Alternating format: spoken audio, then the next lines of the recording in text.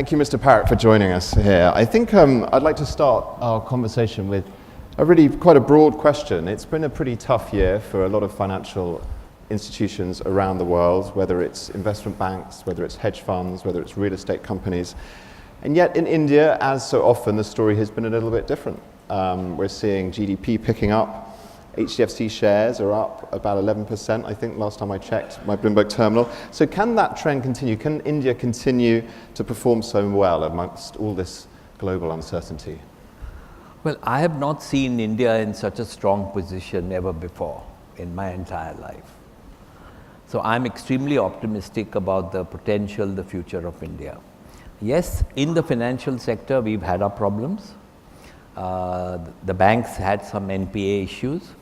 But the maturity with which the Reserve Bank, together with the government and the banks, are handling these issues by number of schemes and trying to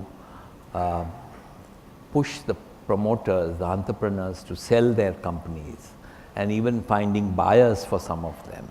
It's been very proactive. It's been a Reserve Bank and the commercial banks working together to find solutions for individual large assets. And the situation today amongst the banking sector is much better than it was a year ago. So we are on the mend. NPAs has been a problem amongst Indian banks, but I think the worst is over. Most of it is disclosed. Almost all of it is disclosed, I would say. And I think the banking sector is strong. Okay, great. So very optimistic outlook there. I think we can probably go to the pigeonhole question that we're going to ask the audience to poll on. And you mentioned the actions of the central bank. Here's the details to log in again with the code BBG20. But the question that we'd like to put to you and to the audience is whether you see an increase in government influence at the RBI. Is that something that is concerning for you or a trend that you're seeing? Well, I would say the relationship between the RBI and the finance ministry or the government will be much better than it has been in the past. Variety of reasons. The present governor has worked in the finance ministry before. There's a better rapport between him. He's been in India. He's been on the other side of the fence also, being a lender in infrastructure. He's seen the problems of lending in infrastructure.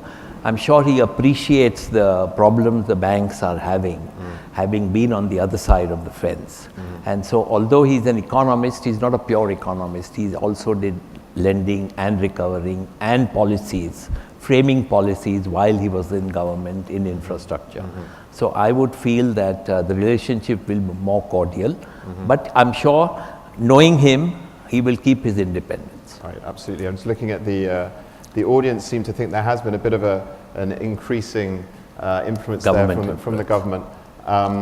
But if we turn to thinking about the broader economy then in India, and we think about the demographics, Dr. Mobius referenced this in his presentation as well. And outside of India, we look at the Indian economy and our clients around the world talk about the demographic dividend that we have in this country, the young, educated, upwardly mobile workforce. But of course, the economy needs to generate the jobs for these people to succeed, and some of the real engines of growth, the IT sector, the pharma sector, there's been some headwinds there. So do you think India is in danger of missing out on that dividend, that demographic advantage? No, we have a demographic dividend today. We have to capitalize on it. We have to make the most of it. We have to create jobs. Job creation is an issue. We have to create almost 1 million jobs a month. Right. And it's a very large number. And as you know, in manufacturing, with technological advances and robotics and all, the number of people required in manufacturing is coming down. Fortunately, although IT and back office, there has been a little bit of headwind, e-commerce, startups is a huge new business. The amount of people employed in e-commerce, about 3 million packages are delivered on a daily basis. India is a large country, logistics. Logistics is an unknown industry in India 10 years ago, other than in the automobile sector. Today, logistics in consumer durables has become a huge industry. I know they're not highly paid jobs, but even the education levels of Indians have to be upgraded. But there is adequate opportunities in IT, for instance. Every 3 to 4 jobs in IT creates 1 extra job. It's a 24/7 industry. You need to drop people home, you have to fetch people, you need canteen, you need security, you need training. HR, IT companies are like a railway station. The attrition rates are extremely high. So there's people coming in, going out. So the amount of HR people required in an IT industry is massive. So jobs are being created in the service sector. In the manufacturing sector, with the government's emphasis on Make in India, we hope manufacturing sector will absorb a few of these people. Make in India is a huge push, obviously, by the government. Do you see that as, are we starting to see the fruit of that initiative now? It's early days. I see more activity in the defense sector, because defense sector was a closed sector. And India, defense is the 3rd largest import for India. And government's emphasis on manufacturing in India, defense equipment and arms and all, I think that will take a large number of employment. So defense, there is a lot of activity. But in many sectors, like in automobile and all, practically all majors are here. The Indian corporations are here in the auto sector. They are trying to export. Export is also doing well. Auto and auto ancillaries have done very well in India. And we need better roads, we need more roads, but automobile sector is doing well. Talking about the roads, the infrastructure, is that an area that you think the government needs to do more on? In certain sectors, yes. But I must say that we have 3 competent ministers in the 3 right infrastructure sectors: power, railways and roads, transportation. Prime Minister has chosen the right people. All of them are from this side of the world, Bombay and around Bombay. They know business, how to do business, and I think they'll make a success of it. So they're trying hard. There are lots of issues, but I think particularly on the road side, if you see, there is a massive road construction program, and that also is going to create jobs. Now, we have a big issue of construction companies in India. Who is going to build India? I'm always concerned who's going to build India, whether it's roads or ports or airports or factories or irrigation dams, because most construction companies, if not all, are all with massive litigation on earlier jobs done. And again, one of the reforms which the government is not talking about is what they have done in the last few months on the contracting side. Every contract has a dispute. Every contract goes for arbitration. Every arbitration takes 3 years. After arbitration, the aggrieved party goes to court, which again takes 3 to 5 years. So cases are never settled for a long period of time.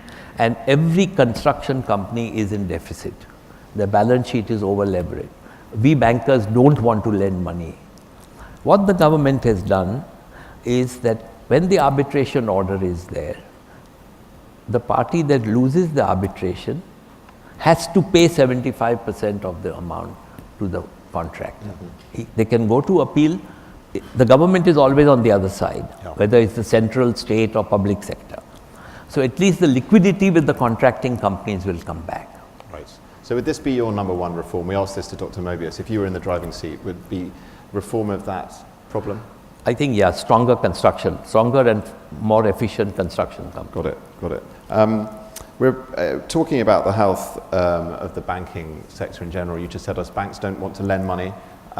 We've heard reference to the problems with bad loans. I've got a quote here from you when you talk about the cleanup of the bank's balance sheets. You said too much anesthesia can result in a patient falling into a coma.